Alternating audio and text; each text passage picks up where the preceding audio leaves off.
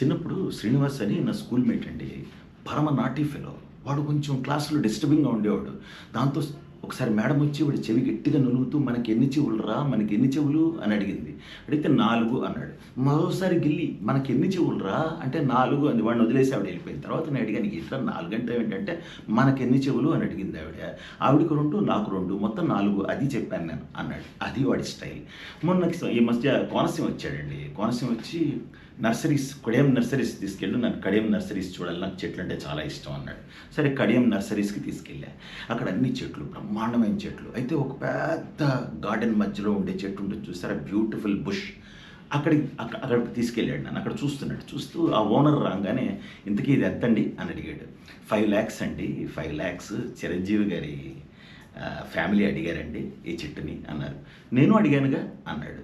అంటే నేను వెంటనే వాడు చేయబట్టుకుని "అరే! వాళ్ళు కొనటానికి అడుగుంటారు రారా" అని లాక్కెళ్ళి